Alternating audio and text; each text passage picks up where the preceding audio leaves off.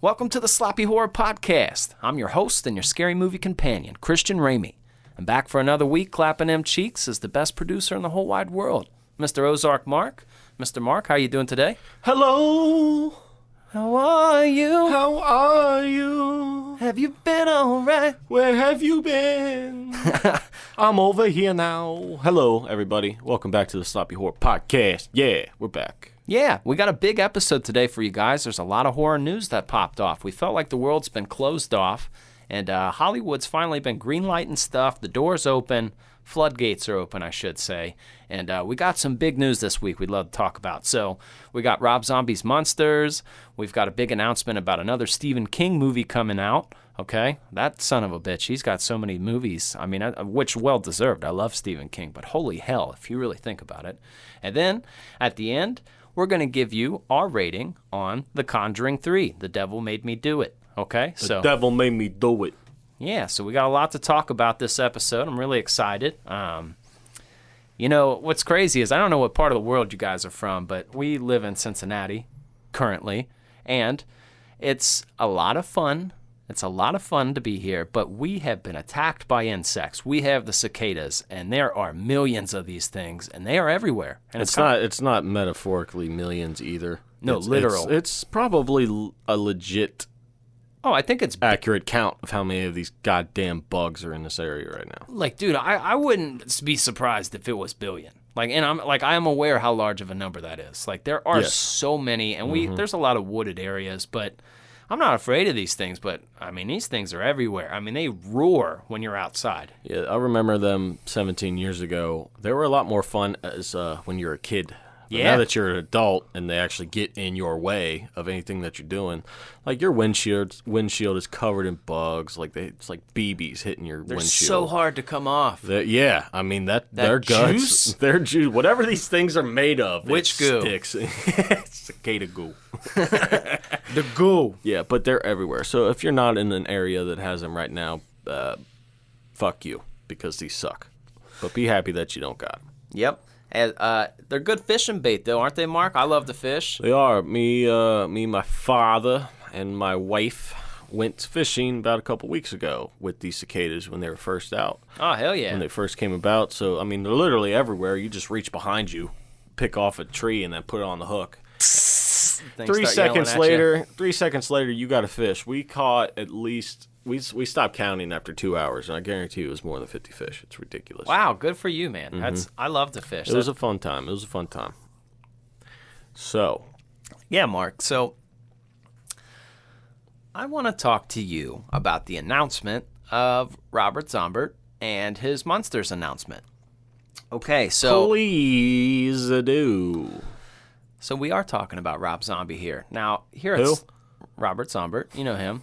We are a fan of him on this podcast, and I do like his works, but I definitely hear everybody's opinion. And if you aren't a fan of his movies, that's totally okay. And a lot of people, sometimes I hear gripe about his wife. They don't think she's the best actress, but in my opinion, and I like his wife personally, but if you put her aside, I love the universe of people that he keeps in his movies. I mean, he has a lot of the same actors, almost very Adam Sandler-ish, but we've discussed this before. It is insanity. If you just look into any of his movies and research the actors and actresses inside of these movies and their history, where they come from, like they're horror legends. I mean, people that know horror movies obviously can spot them, but I mean, you got people like Dee Wallace. It's just crazy, man. It's just crazy.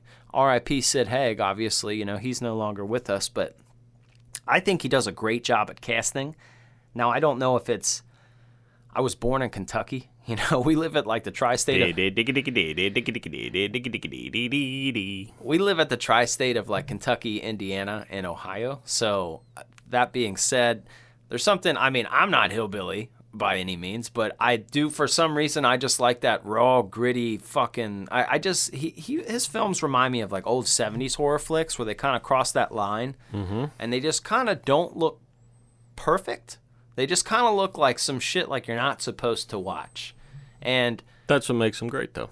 I agree. That's what makes them enjoyable. So Rob's a long-known Munsters fan. He's a diehard Munsters fan. I mean, even their car, the Dragula, he's got this on. I mean, dude's a diehard Munsters fan. So I'm excited that he's going to put at least passion into it.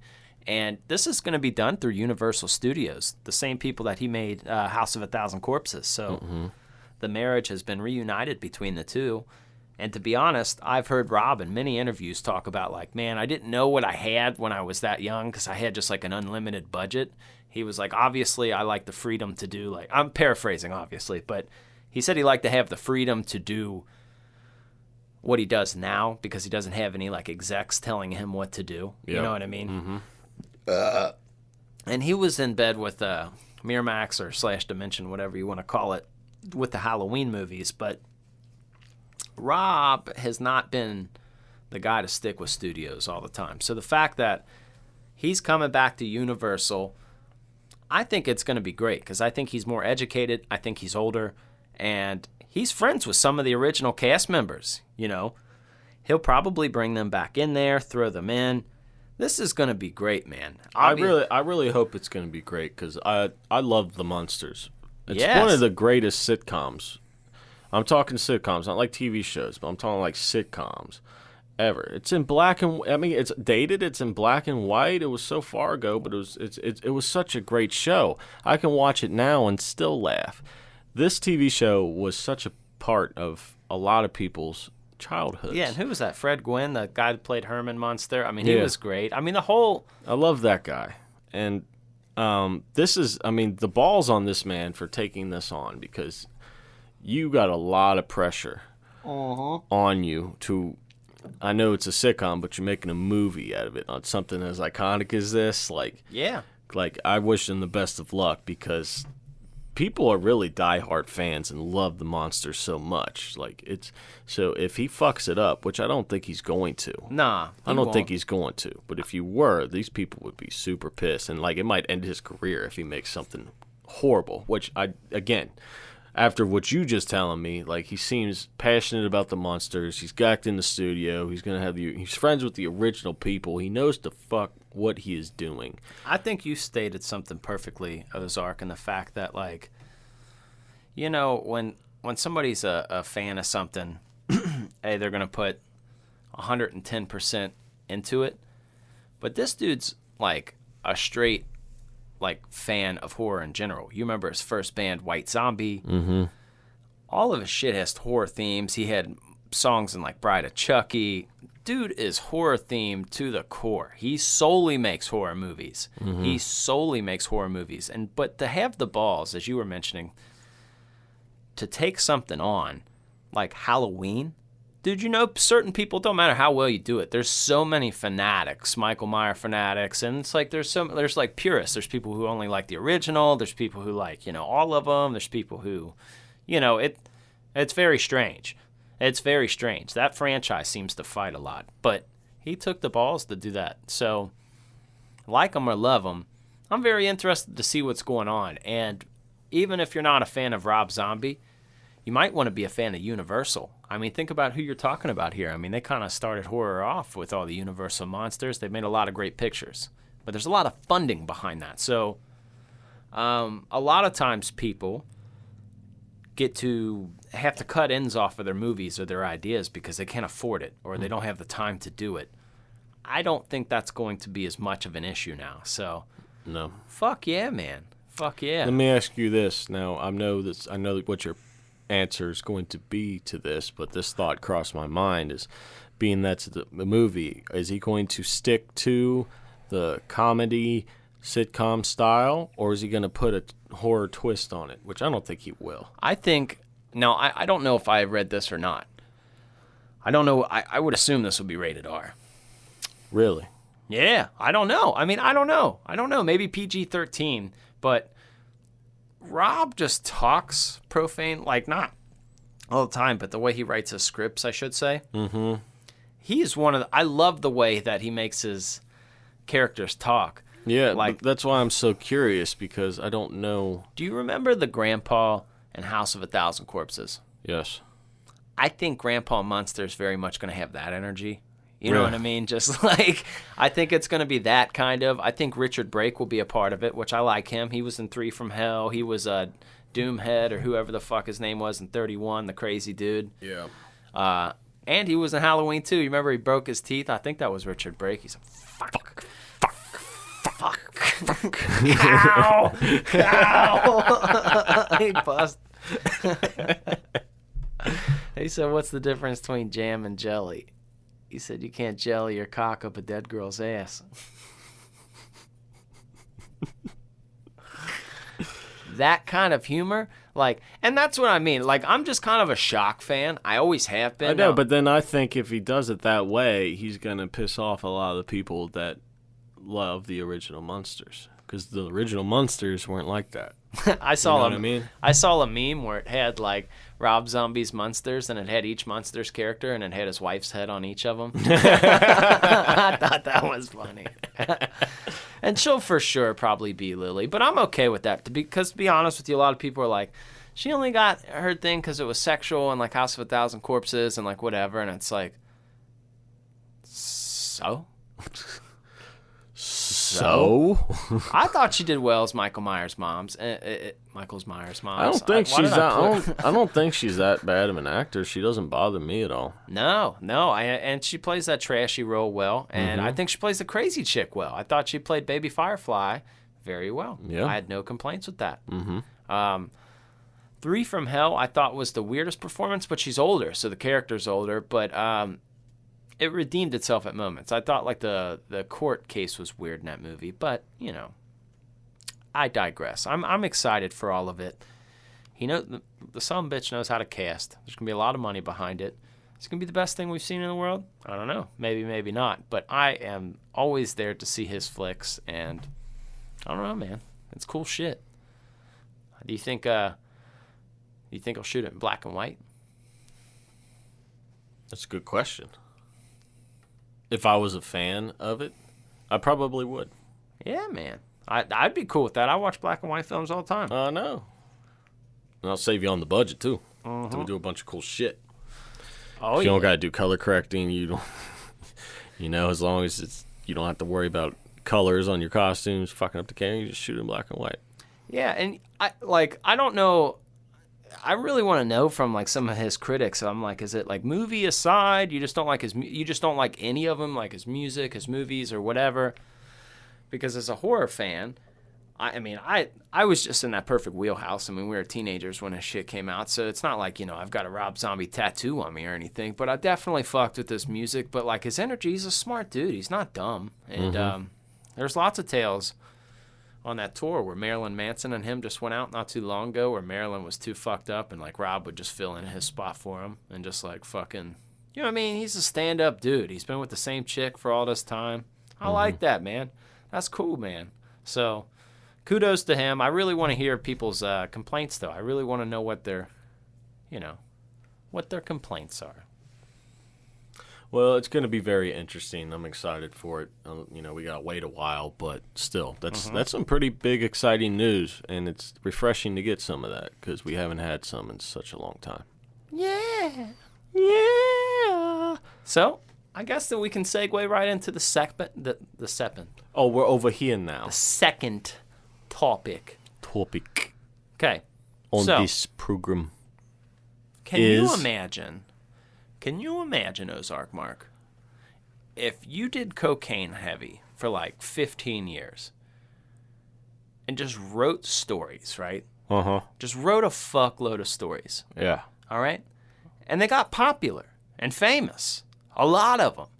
And then 30, 40 years later, there's just going to be a 20, 30-year swing where there is a movie made of your book or a TV series of your book every fucking year. And some are blockbusters. Some are the highest, one of them is the highest grossing horror film. Like, what the fuck? Stephen King, he's nuts, dude. I love Stephen King, but like, Did he really do cocaine? A lot of it, dog. A lot of it. Well, that's too late for me. I just wish I would have done that. I wish I would have done cocaine consistently for a long time and focused on one thing. I'd be fucked up in the head, fucked up in the body, but I'd be a goddamn billionaire. I'll be the best fucking boat maker in the world. So if you're around, like, maybe, 18 years old. So, yeah. That's a life plan for you. I didn't encourage you to do it.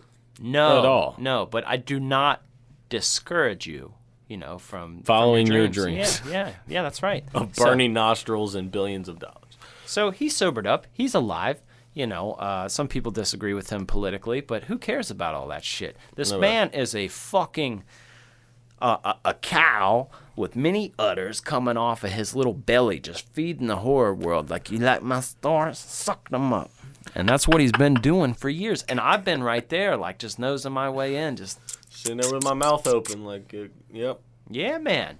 It's incredible. It's absolutely incredible. So, news drops a few days ago that Blumhouse, okay, they've been running horror for a little bit of time. Right. And the guy who did the Hannibal series, Mr. Fuller. You know what I'm talking about, Mark? No. Well, what the hell? Brian Fuller. That's his fucking name. Brian Fuller. That guy, he did the Hannibal series. Now he's greenlit with Blumhouse to make a remake of the 1983 film Christine. Okay? Christine, huh? Uh-huh. Yeah, that's a good movie, man. Yeah, John Carpenter. A lot of people forget about that. Had great soundtrack. That's like Wes Craven to The People Under the Stairs, a hidden gem that a lot of people forget about. You're right, man. You're right. That's what Christine is to me. Yeah. So you can't really go wrong, and I wonder if they're going to modernize it. So we're going to get into a little bit of that. They probably will. For sure. So if any of you people are familiar with Christine, or maybe you are not. So what I'll tell you about it is Christine is a killer car. So somebody died, like, in the assembly line making this car, so the car got possessed, Mm-hmm. And anyway, it starts doing crazy shit. That being said, I wonder in a world of today if they're going to move them to electric cars.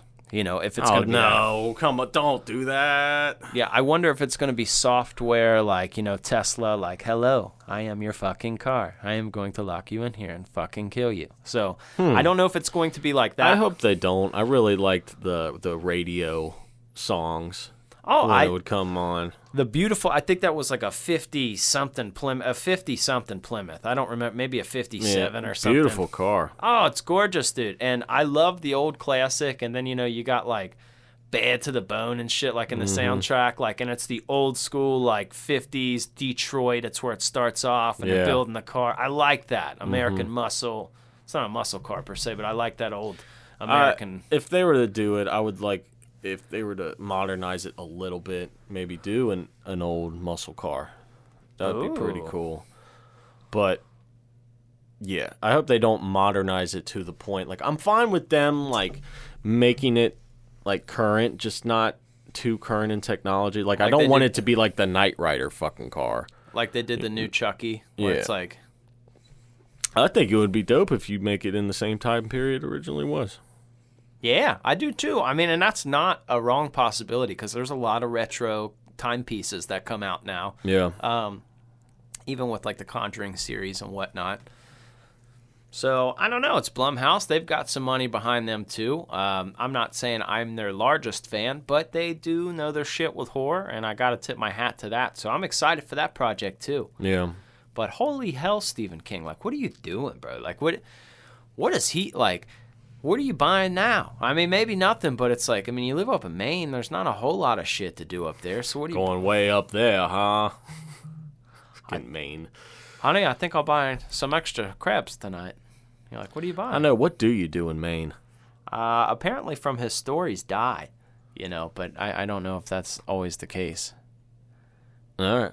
Maybe you don't die all the time. I would hope not. Yeah, what is he doing? What does he do for fun, you think? I don't know. His mind's probably gone from all the cocaine. Probably butt stuff. He probably just sits there, stares at a wall. Or butt stuff, I mean, butt stuff. Yeah, you never know. Now, when's the last time you watched Christian Ramey? Honestly, I would say it's been a few years. Yeah, I haven't watched. I remember watching it when we used to hang out. Yeah. A lot more when we were younger. But I do remember I enjoyed it a lot. And if you haven't seen Christine, I recommend you pick it up and take it for a spin. Huh? You like what I'm saying? I see what you did there. I'm picking up what you're laying down. Real quick, I like always asking this about movies, even though we're not on a specific movie, since we'll talk about this real quick. What's one of your favorite parts from the movie Christine? Honestly, the car assembly line. I love that old Detroit motor town. Like, there's not, like, maybe there are a lot of movies about that I'm not aware of because I'm only in the horror world. But, like, I just thought that was super cool. I'd watch a whole fucking movie about that. Mm-hmm. Those cars, I wish this was my only job, but I work in the car industry. So, like, I'm seeing cars, and, like, when you see shit like that, just cars were different back then. Oh, yeah. And it's just a neat premise. It's a neat premise, and it hasn't been done a lot. So, yes, you can rehash the same story and make a horror movie. That's successful. That works. But to come up with a new premise, that's what I'm talking about here with Stephen King. A new fucking premise is insane to me. It's just insane. Like, the amount of ideas the man's come up with. Well, now I'm going to ask you a question. Go ahead. What's your favorite Stephen King story? And you can even you can mention Shawshank Redemption and Green Mile. Dude, don't ask me that question, because I don't know. There's too many. Yeah. Shawshank. How do you pick one of these? Shawshank, Green Mile, fucking Pet Sematary, The Shining, The Stand, Thinner, Misery, Dreamcatcher, fucking The Langoliers, Tommyknockers, Maximum Overdrive. See? Gerald's Game. How do you pick one of these? Children of the Corn. How do you pick one of these? How do you expect me to pick one of those? I don't know, man. I cannot answer that question. You know what's really funny? And it got this way. Not that kind of funny, but you know what's amusing? Yes. You know what tickles my balls a little? My favorite Stephen King is Storm of the Century, and that takes place up in Maine. That little island off Maine, a really bad storm comes in, and that demon guy comes in. Weird shit starts happening. Mm-hmm. So our friend Chad, our old friend Chad, I remember because he used to live really close, and I don't know, we were fucking 20 or something. But we got snowed in, and he just rolled down, right? And he had a fucking Tostina's party pizza and like a blunt, and he's like, all right, we're going to watch this movie. It's really long, though. And I feel like I would, and I'm the horror nerd. I was at that point. I just wasn't familiar with this movie or this story. And we watched it, and it was so cool because it snowed, and I was like, I don't know, I just kind of fell in love with it. And I'm not saying it's his best story, but I really love that movie. Mm-hmm. I love Misery a lot as well, too. Yeah, Misery's a good one. Yeah, man. Green Mile's great. They're all good. I mean, insanity. It's crazy. Drugs make everything better. It does if they're creators. Yeah, you know? That's just proof right there. Mm-hmm. You know. Yeah, we're not telling you to do drugs, but if you're an artist, we get it. We understand. Segue back into that. My favorite part from Christine is just the flaming car scene. Ah, dude. Like, that's such a dope scene. John Carpenter nailed it because it looks good to this day. If you go on because the YouTube, it was actually on fire. Yeah. That's why. Of course it looks great because it was actually on fire, and some dude was actually driving that. And it was really fucked up because he tinted the windows really a lot during that movie. I'm sure you've probably noticed that because to figure out if the car's doing it or that, what's his name? That kid in the movie. Arnie? Yeah, Arnie's driving it. But that stunt crew was driving at night with a flaming car and almost blacked out tinted windows down a dark street. Like, good for him. Like, that man is a goddamn soldier. Good luck, buddy. And that old school, beautiful Plymouth. Mm-hmm. And you're right. There's something really cool and creepy about the song coming on the car radio when you didn't turn it on. Like, I don't know what that is, man. It's just a good, creepy story. And has you ever been in a situation where your radio just turns on by itself? Not my vehicle. not in my vehicle, but everybody's had that moment where you get in there, like, you were like late night cruising and you were fucking jamming, right? And you get in your car and it just comes on and it's early as shit and it's just so loud and you're like, like your heart palpitates a little. That happens to the best of us. Yeah, man. Holy shit. Good stuff right there. Good stuff right there. More Stephen King. So we got more Stephen King. We got two remakes coming here right now. And both are very promising. I don't really get excited about remakes that very much, but I think they picked two good... Can I tell you a fun little fact? ...movies to remake. Sure. Now you can tell me a fact after I finish my sentence. Okay. So, the connection between these two, Mr. Brian Fuller, the guy who did the Hannibal series, who's now going to be making this movie we're talking about now, Christine. Okay. He attempted to do a Munsters reboot. I forget what the name is, something Lane. I forget what that is. You guys can look into it, but apparently it failed. And Brian's great. Like, I like his work. He's done a few things, and I can't really knock the guy, but apparently he tried to do the Munsters, and it was not successful. So... that's the connection between the two. So it's very ironic that they both have news within the same week. That's like you call ironic. That's very neat-o. Neat-o for show, Mr. Christian Ramey, host of the Sloppy Horror Podcast. I think, a lot of these people like our ratings. Some people might fucking hate them, but... we've got a good one to talk about this week. Did you? We're gonna talk about this. I want to end this episode with good stuff. Good stuff. And that's talking about a movie that we can finally review, a current one. And that was The Conjuring 3. The Devil Made Me Do It. The Devil Made Me Do It. Did you see it, Ozark? Yes, I did. Do you want to? I did see it. What do you think? You ready to do this rating? Sloppy Horror Rating, baby, yeah! Welcome, lady, gentleman, boy, girl, fish, dog listening to this when your owners have left. Welcome to the Sloppy Horror Rating. Mm-hmm. This little segment here is very exciting because Christian Ramey is going to rate a horror movie. It's going to be 4 categories, 3 categories worth 3 points. Last category is worth 1 point for a total of 10 points. And we're going to do it about The Conjuring 3, The Devil Made Me Do It. Now, The Devil Made Me Do It. The Devil Made Me Do It. The Devil Made Me Do It. This is a very current movie. And it's going to be exciting because you may not have seen it, or you may have seen it. And you might be like, I don't know what I just saw. But we're going to rate it for you so you know what you just saw. How's that? I like that. Okay. Now, going on to the first category here in the Sloppy Horror Podcast rating system. That is casting. Go. All right, brother. All right, now. I ain't never lied in my life. All right? Well, maybe a few times I had lied, but I'm going to be fair with you. Look, I'm going to tell you right now. I think right now, you and I, we know right now, the only good casting in this movie was Lorraine, Ed Warren, okay? Patrick Wilson, and then Vera Farmiga. That's her name. Her name's Vera Farmiga. Why is her name always so hard to remember? Because it's not a normal name. It's not a normal name. I think these two are the only two good casting, and I feel really bad. But here's what I mean by this.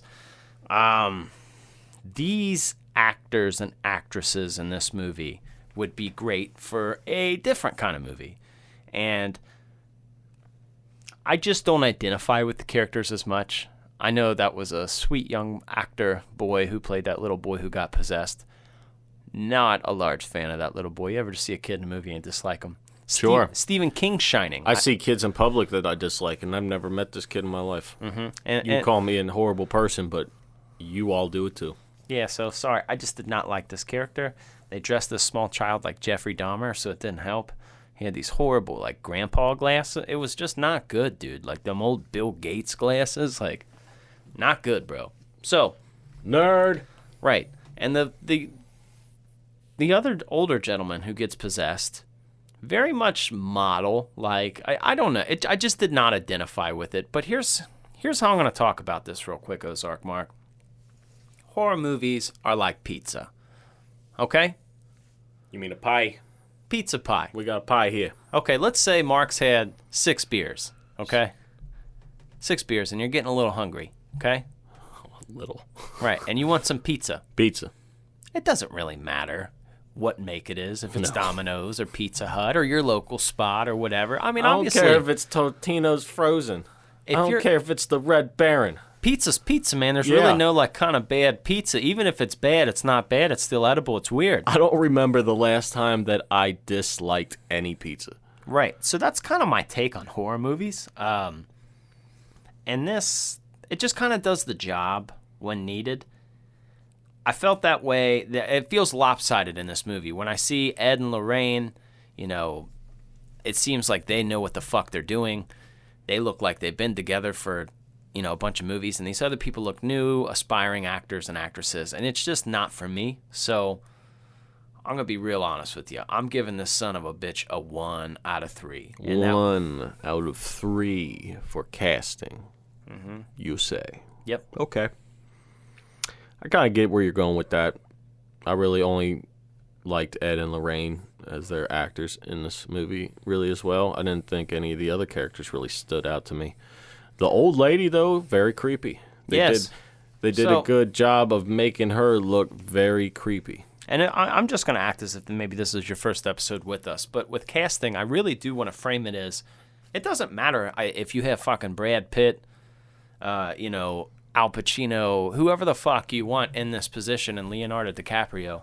If they don't work together on screen, and it just doesn't gel to me, if it looks fake, if it doesn't look like a real relationship, it looks fake to me. You know, it looks fake to me. It doesn't look organic. Certain people on screen just look organic. They look like friends. When you watch The Lost Boys and you see all those motherfuckers walk and talk together, you're like, that's a thing, bro. Them guys are a unit. Like, you know, they're coming out. I didn't get that same thing here. So no insult really to the people working. I'm just saying it wasn't believable on my end for everybody. And, you know, who the fuck am I? I'm just a guy. It's just my critique. You are very much entitled to your opinions, sir. Thanks, brother. Very good. 1 out of 3 so far for casting. Going on to the next category here, which is kills. So, another disappointment here. Okay, there's only like 2 deaths in the movie that I remember.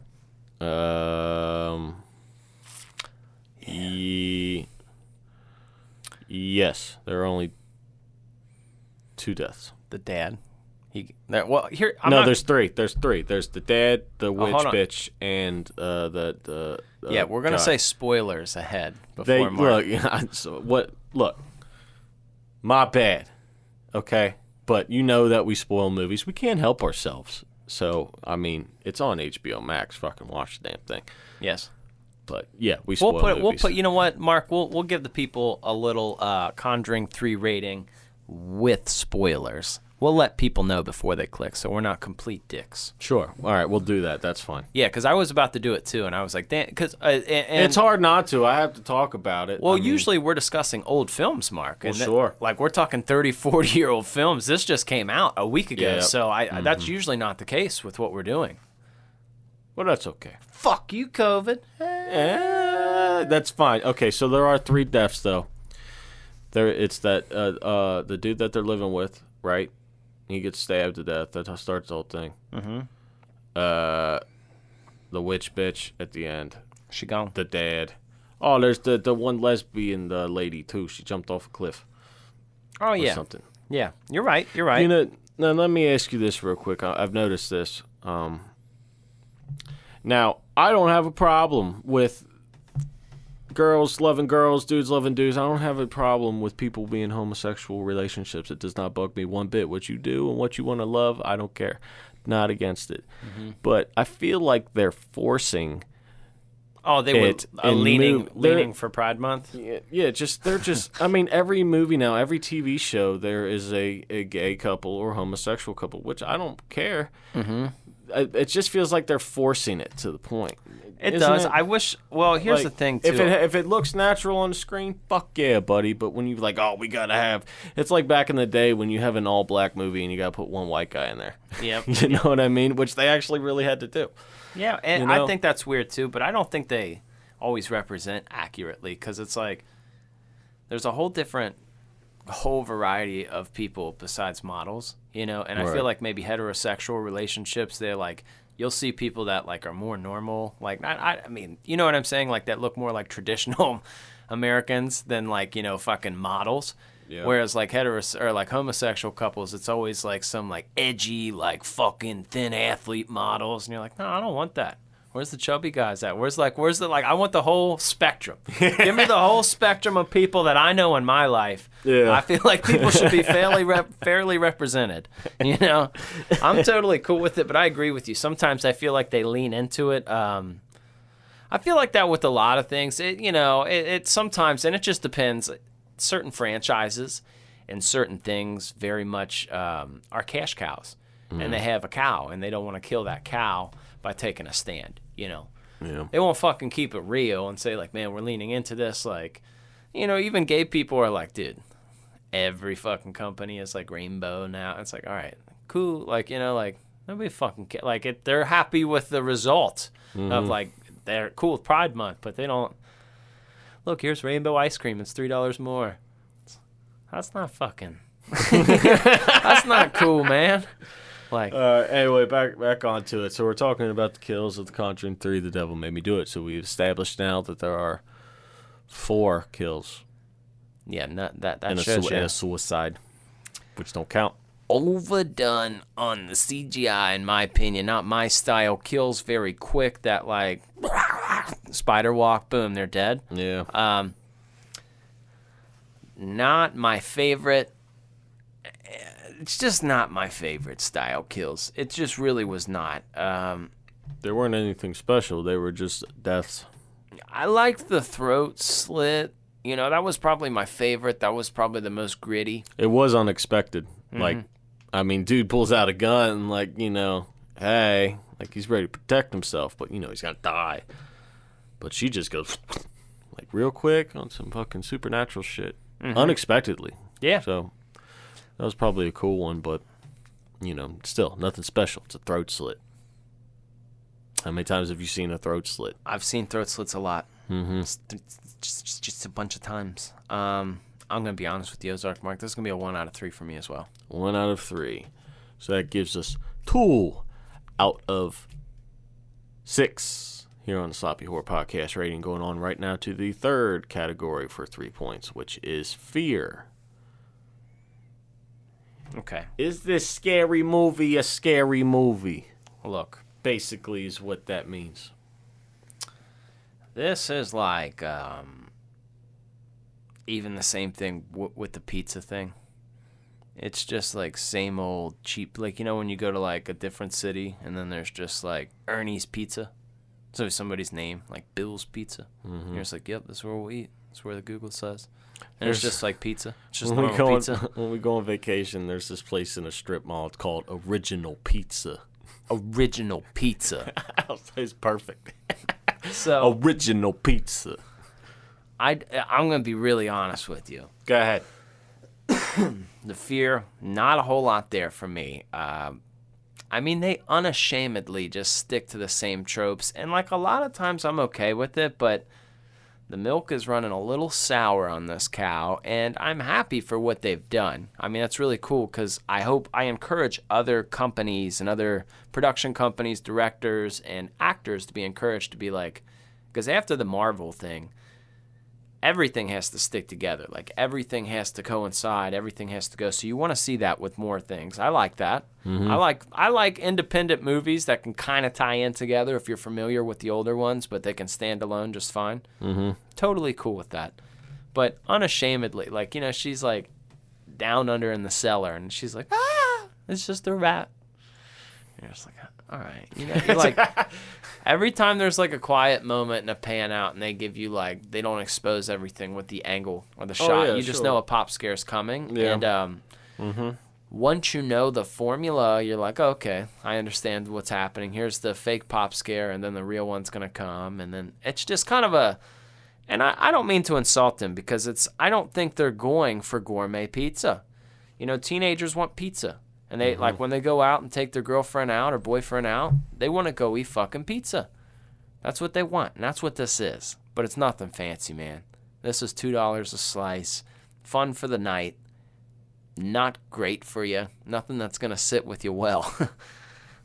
So I'm really, it wasn't scary to me. I'm really going to give this. Well, nothing's really scary to us, but you got to take in the fact of other people that were watching it. Yeah, but sometimes I really do myself a favor. Like, if I'm watching a new one, I'll try to either watch it alone or dark, really try to create the cinema experience so I'm really immersed into the film. So, like, I'm aware of every peak, every whatever. Just not there for me. So I'm giving this, I'll keep other people's fear in mind, and I'll give this a 1 out of 3 as well. Okay. I could see it, because, I mean, it's weird, because the past 2 Conjurings were pretty scary. They were. I agree. I think it's they took this case, and they gave it more of like a human enemy, which I think that makes it less scary. It's less paranormal and more witchy and stuff. It's just all the things have made it like less scary. Now there are creepy things and creepy situations that will make certain people want to look away or go like, "What the hell is that?" But are you gonna lose sleep over this movie? No. And this is I don't think so. This is another case too where I feel like it's like the exorcism of Emily Rose. You throw that in there and sprinkle that in there with like the Exorcism 3. Okay? And you kick that around in the can a little bit. I think you come out with this movie. Like, because you have like trying to explain to the court. And then I was kind of excited when it started off. Like, all right, cool, man. He's going to be possessed inside a jail. Because I like the Exorcist 3 for that, And Exorcism of Emily Rose, it wasn't a possessed person that was locked up, but it was like a priest. That was an interesting concept, So, I don't know. It just wasn't anything new to me. It was just pizza, man. Just plain old pizza. And, plain old pizza on Fear for The Conjuring 3. So that's 3 out of 9 with 1 category left. And that is the 1-point category of does Christian Ramey, that's you, the host, fuck with this movie? I don't want to bash. I'm not a basher. I'm the biggest hater.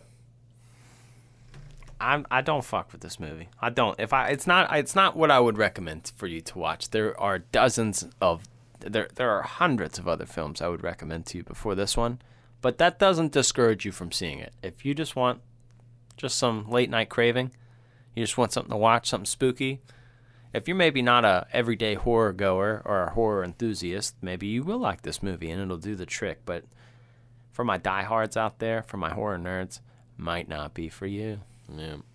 Well, this movie kind of disappointed me slightly, just because I do like the Conjuring movies. I do like the actors, Ed and Lorraine Warren, those 2 actors who play. I like their characters. I like Patrick their Wilson, movies. Vera Farmiga, or what's her name? Fucking Vera Farmiga. Vera Farmiga. Yeah. See? I like their movies. Like the movie's still shot well. I mean, it's still nicely great movie. It's just beautiful shot, great soundtrack. I still enjoyed the movie, but I was a little bit disappointed in it of what it turned out to be. I think I was really excited for it because the past 2 Conjurings have been pretty good, and I like both the past 2. But yeah. I just didn't like weird? The coolest part of the movie to me was the end when they were playing the actual case files and the actual recording in the credits. Like, yeah, it was weird to me. So it was a pretty good soundtrack, right? Mm-hmm. And like this kid's dad is like a drunk who like fucking was he living in a trailer damn near. It's like kind of that classic, hey buddy, let's get drunk together, like that dad. Mm-hmm. And he's like jamming. Okay. Was that their dad? That was the kid's dad. Was it? Yeah. He killed his dad. Are you sure? Yeah. Okay. Yeah. I thought it was. Or maybe, I don't know. Yeah. Okay. Yeah. All right. So he killed him, right? Yeah. Mm-hmm. He killed the guy. Yeah. What was really weird, though, is they were jamming, and this dude was jamming Blondie. Now, I like Blondie, okay? But, like, it just did not fit well. He was listening to Call Me, like, call me, call me, call me. time. Like, songs in Bride of Chucky, it's pretty cool. Color me your color, baby. I just didn't see that guy singing it. It's not like a old drunk biker kind of guy. I mean, he's not a biker, but you get what I'm saying. He was just like a roughneck. I just didn't think that song was appropriate for him. Because his, like, ghost dude pops back up later singing it like, color me your color. I was like, huh. It's not very creepy. Yeah, Blondie's cool. But the song just isn't, like, creepy. Yeah. No. Not necessarily the song actually has to be creepy, but when a song plays and you put a creepy situation, they go to well. You have to pick the right song for that. Mm-hmm. You know what I noticed in movies all the time? What? It's like, like, for instance, when she starts to go into the cellar and there's all the cobwebs. How many times in movies have people been in situations where they have to go downstairs or something with a bunch of fucking cobwebs and they just walk right through them? Mm-hmm. Like, grab a broom or something and get that clear the way. Like, Get you a spider stick. I'm not walking into a bunch of cobwebs here. Get you a spider stick. A spider stick. Stick for spiders. Okay. Do you still do that when you go into a car? Because here in Ohio, we got a lot of spiders everywhere. We got a lot of bugs. Mm-hmm. Trees everywhere. You ever walk to your car and have to do that? You ever do this? Oh, yeah. So you don't run into them and they get in your hair. Because they never go away, bro. No. They're just you there. Walk into a random web, the one that's stretched, the one that it's a transfer web, won't get in from spot to spot. You can never get rid of that. You will find it. Yeah, and sometimes you just don't right away. You're just like, what's on me? Where is it? Have you ever walked into a spider web with a spider on it? Mm-hmm. Yeah, for sure. It's horrible. Yeah. It's not a good situation. It's not. Or when you squash one of spiders and the spider babies run around. Oh, dude. There's that one video on the internet. It's like a huntsman spider or something. It's in this dude's bath kitchen. He just hits it with a broom on the floor, and then little spiders just go everywhere. No. Not a good situation. Fuck that. Fuck that. Well, The Conjuring 3, The Devil Made Me Do It, has a total score of 3 out of 10 here on the Sloppy Horror Podcast. Now, be happy with the tip I gave you. I know what you're thinking. That's a very low score. How dare you? But according to the categories, that's what it is. Mm-hmm. Is it not? And it's not a bad movie. Not a bad movie. Not a bad movie. But you know what? I enjoyed it still, but didn't live up to the hype, I don't think. Nope. If that's me being a critic about it. Yep. Yeah, man, that's good. So, and I want to know your guys' opinions, too. Hear what the hell you guys think about it out there in the world. That's what I like to know. I've seen a couple of the reviews out there, but excuse me, I didn't want to watch them before I watched the movie, so I didn't really watch anybody's review. So I'm gonna go back and kind of watch it now after we've laid ours out there. Mm-hmm. I'm always fearful to match opinion or to I just want to give it my own raw opinion, and then you can go listen to other people's as well. Mm-hmm. Yep. Well, hell yeah, man. I don't know what we're going to be getting into next week, but it feels good to be back into this chair talking about some scary movies. Hollywood's greenlit. We got Munsters. We got Christine. Conjuring 3. Wasn't necessarily for me, but maybe for you. For you. It's for you. Okay, so next week we might have, just a movie for you. Maybe we got some news. You don't know. You don't know. Nobody knows what's going on here. Yeah. Trust me. Yeah, so we will see you boys and girls next week, and we appreciate you guys for rocking with us and staying with us. Tell everybody you know. Convention season's here, so we're going to be out and about. If you see us out and about, you come up and punch us in the face. No, don't do that, but come say what's up. You should come up and give us $20.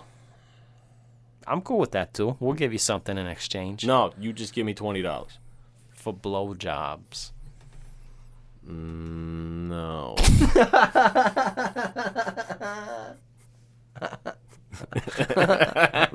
Blowjob. Yeah, we won't be doing none of the blowjobs. But you can come up to us. We might give you a t-shirt or something. You never know what's going on. But I'm really excited that, the world's back to normal. It's getting there. Horror movies are back, baby. Yeah. All right. So Until the next time. Till next Monday. Yeah, we yeah. out. Yeah, yeah.